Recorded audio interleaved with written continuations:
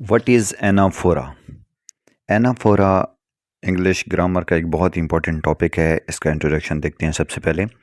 Anaphoric is a concept in English grammar and linguistic. ये English grammar और linguistic दोनों का बहुत ही इंपॉर्टेंट टॉपिक है जिसको समझना बहुत ज़रूरी है। सबसे पहले इसकी डेफिनेशन इंग्लिश में मैं आपको बता दूं, उसके बाद उर्दू में मैं एक्सप्लेन कर दूंगा आपको।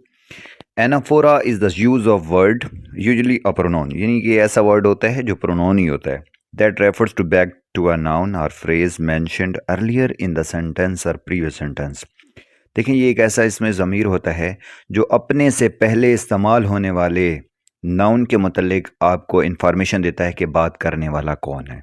सिंपल वर्ड में अगर देखें तो एनाफोरा वो हालत होती है जब कोई लफ्ज़, ज़्यादातर वो ज़मीर ही होता है, पहले बयान किए गए इसम की तरफ दोबारा इशारा करे। यानी ऐसा वर्ड जो पहले सेंटेंस के स्टार्ट में बयान किए गए नाउन के मुतल्लिक इशारा करता है, वो एनाफोरिक होता है। हाँ, पहले एक छोटा सा फार्मूला मैं आपको बता दूं, उसके बाद एग्जांपल से मज़ीद एक्सप्लेन करेंगे इस हिसाब से। देखें, जब सेंटेंस लिखते हैं सबसे पहले नाउन लिखती हैं और उससे एक सेंटेंस बना देती हैं। नेक्स्ट सेंटेंस जो बनाती हैं ना, वो प्रोनाउन से स्टार्ट करती हैं। तो ये जो प्रोनाउन होता है ना, असल में इस नाउन को ही रिप्रेजेंट कर रहा होता है कि ये इस प्रोनाउन से मुराद कौन बंदा है। इसे कहते हैं एनाफोरिक। एग्जाम्पल में देखिए, first example, Ali is my friend. अब देखें, स्टार्ट में आपने अली नाउन इस्तेमाल किया है। अब नेक्स्ट सेंटेंस जब इसका बना रहे हैं, आप लगा रहे हैं he helps me. Ali is my friend, he helps me. अब ये जो ही है, किसको एक्सप्लेन कर रहा है? अली को एक्सप्लेन कर रहा है। यानी ही हमें पहचान करवा रहा है ना कि ही कौन है, ये अली ही है। तो इस ही को एनाफोरिक कहेंगे। नेक्स्ट एग्जाम्पल में देखें, सारा बॉट अ बुक। सारा ने किताब खरीदी भाई। She reads it every day, वो इसे रोज़ाना पढ़ती है। अब ये जो शी है, हमें कैसे पता चला कि ये सारा है? ये पहले सेंटेंस से हमें पता चला कि ये जो शी है, ये वाली सारा है।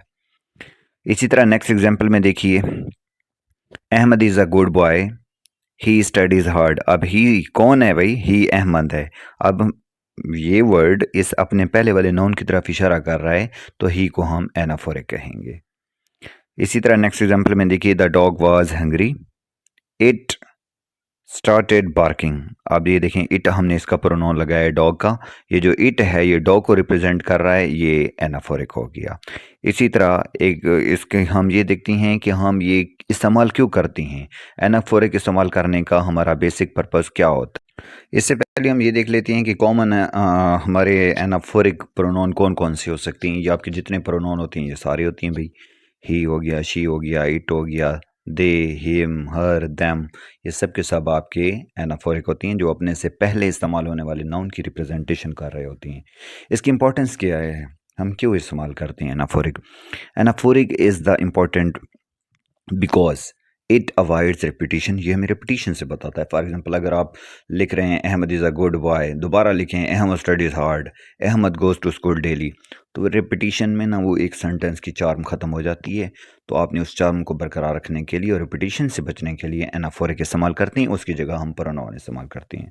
दूसरा यूज़ इसका देखते हैं कि इसकी इंपॉर्टेंस क्या है। It make sentence clear and smooth. इससे ना सेंटेंस क्लियर हो जाता है और स्मूथनेस आ जाती है, उसमें एक रवानी आ जाती है। हम बार बार एक चीज़ का नाम रिपीट करके उसकी रवानी को ख़त्म नहीं करते। लास्ट इसकी importance, it improves writing and speaking. इससे आपकी राइटिंग और स्पीकिंग दोनों इम्प्रूव होती हैं। आई होप आपको समझ आ गई होगी। इंशाल्लाह नेक्स्ट टॉपिक के साथ फिर मिलती हैं।